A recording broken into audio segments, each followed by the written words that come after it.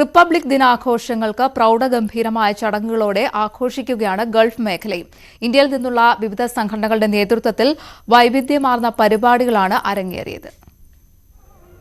Abu Dhabi Indian embassy അങ്കണത്തിൽ Indian സ്ഥാനപതി സഞ്ജയ് സുധീർ ദേശീയ പതാക ഉയർത്തിയതോടെ റിപ്പബ്ലിക് ദിനാഘോഷങ്ങൾക്ക് തുടക്കമായി. തുടർന്ന് രാഷ്ട്രപതിയുടെ റിപ്പബ്ലിക് ദിന സന്ദേശം സ്ഥാനപതി വായിച്ചു.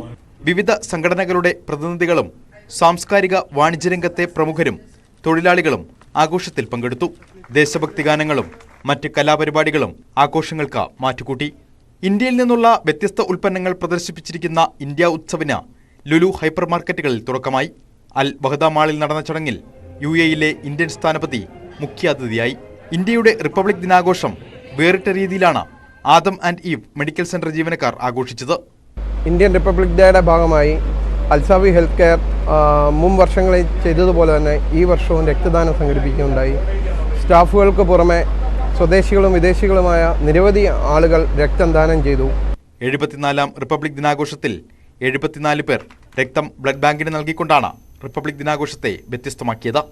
News 18 Abu Dhabi.